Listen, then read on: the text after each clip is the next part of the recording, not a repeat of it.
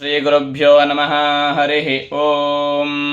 ॐ ऋग्वेदाय स्वाहा। ॐ यजुर्वेदाय स्वाहा। ॐ सामवेदाय स्वाहा। ॐ अथर्ववेदाय नमः। ॐ इतिहासपुराणेभ्यो नमः। ॐ अग्नये नमः। ॐ सूर्याय नमः। ॐ चन्द्राय नमः। ॐ वायवे नमः। ॐ प्राणाय नमः। ॐ दिग्भ्यो नमः। ॐ दिग्भ्यो नमः। ॐ इन्द्राय नमः। ॐ इन्द्राय नमः। ॐ पृथिव्ये नमः। ॐ पृथिव्ये नमः। ॐ अन्तरिक्षाय नमः। ॐ अन्तरिक्षाय नमः। ॐ दिवे नमः। ॐ ब्रह्मणे नमः। ॐ विष्णवे नमः। ॐ सदाशिवाय नमः। ॐ ऋग्वेदाय स्वाहा। यजुर्वेदाय स्वाहा। सामवेदाय स्वाहा। अथर्ववेदाय नमः। ॐ इतिहासपुराणेभ्यो नमः। ॐ अग्नये नमः। ॐ सूर्याय नमः। ॐ चन्द्राय नमः। ॐ वायवे नमः। ॐ प्राणाय नमः। ॐ दिग्भ्यो नमः। ॐ दिग्भ्यो नमः। ॐ इन्द्राय नमः। ॐ इन्द्राय नमः। ॐ पृथिव्ये नमः। ॐ पृथिव्ये नमः। ॐ अन्तरिक्षाय नमः।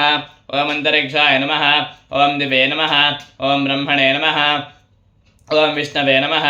ॐ सदाशिवाय नमः। ॐ प्रणवस्य परब्रह्मर्षिः परमात्मा देवता दैवी गायत्री छन्दः प्राणायामेव नियोगः।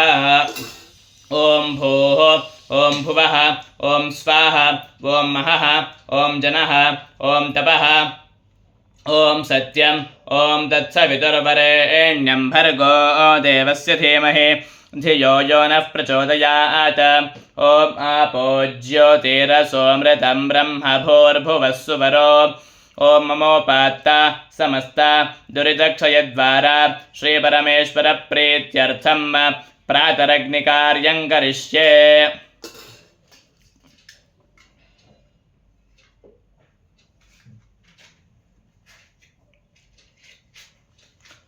ॐ अग्निं प्रज्वलितं वन्दे जातवेदं हुताशनं सुवर्णवर्णमनलं समिद्धं विश्वतोमुखं श्रीयज्ञेश्वराय नमः। अदितेऽनुमन्यस्व अनुमतेऽनुमन्यस्व सरस्वतेऽनुमन्यस्व देवसवितः प्रसुवा।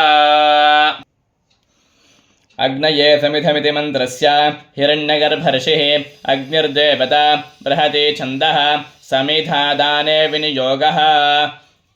ॐ अग्नये समिधमः अर्षं बृहते जातवेदसे तया त्वमग्ने वर्धस्व समिधा ब्रह्मणा वयं स्वाहा। अग्नय इदन्न मम तेजसा मासमनज्मि तेजसा मासमनज्मि तेजसा मासमनज्मि।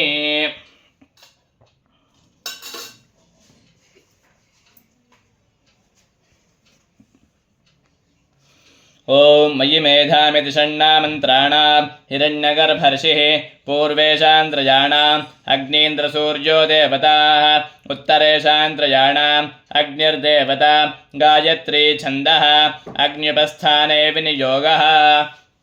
ॐ मयि मेधां मयि प्रजां मयि यज्ञस्तेजो दधातु मयि मेधां मयि प्रजां मयेन्द्र इन्द्रियं दधातु मयि मेधां मयि प्रजां मयि सूर्यो भ्राजो दधातु।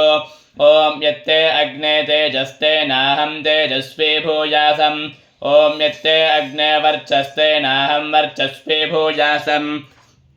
ॐ यत्ते अग्ने हरस्ते नाहं हरस्वी भूयासम्।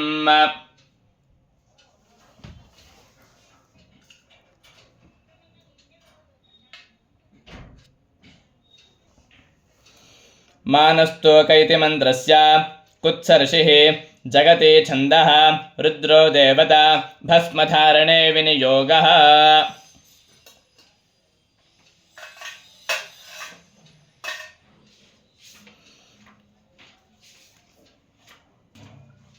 ॐ मानस्तोके तनये मान आयौ मानो गोषु मानो अश्वेषु रीरिषः वीरान्मानो रुद्रभामितो बधिर्हविष्मन्तः सदमित्वा आहवामहे।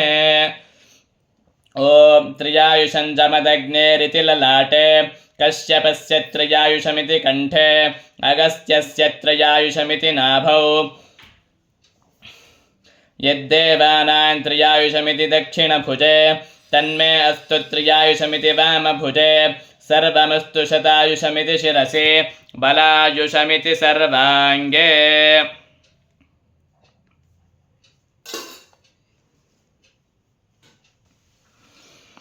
ॐ च मे हिरण्यगर्भः सारस्वतोऽग्निर्बृहति अग्न्युपस्थाने विनियोगः ॐ च मे स्वरश्च मे यज्ञोपचते नमश्च यत्ते न्यूनं तस्मै तोपयत्ते त्रिक्तिं तस्मै ते नमः अग्नये नमः स्वस्ति श्रद्धां मेधां यशः प्रज्ञां विद्यां बुद्धिं श्रियं बलम् आयुष्यं तेज आरोग्यं देहि मे हव्यवाहन श्रियं देहि मे हव्यवाहन ॐ नम इति चतुस्सागरपर्यन्तं गोब्राह्मणेभ्यः शुभं भवतु।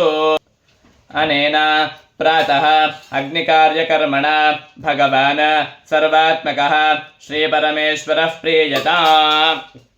ॐ ऋग्वेदाय स्वाहा ॐ यजुर्वेदाय स्वाहा ॐ सामवेदाय स्वाहा ॐ अथर्ववेदाय नमः ॐ इतिहासपुराणेभ्यो नमः ॐ अग्नये नमः ॐ सूर्याय नमः ॐ चन्द्राय नमः ॐ वायवे नमः ॐ प्राणाय नमः ॐ दिग्भ्यो नमः ॐ दिग्भ्यो नमः ॐ इन्द्राय नमः ॐ इन्द्राय नमः ॐ पृथिव्ये नमः ॐ पृथिव्ये नमः ॐ अन्तरिक्षाय नमः ॐ अन्तरिक्षाय नमः ॐ दिवे नमः ॐ ब्रह्मणे नमः ॐ विष्णवे नमः ॐ सदाशिवाय नमः ॐ ऋग्वेदाय स्वाहा ॐ यजुर्वेदाय स्वाहा ॐ सामवेदाय स्वाहा ॐ अथर्ववेदाय नमः ॐ इतिहासपुराणेभ्यो नमः अग्नये नमः सूर्याय नमः चन्द्राय नमः वायवे नमः प्राणाय नमः दिग्भ्यो नमः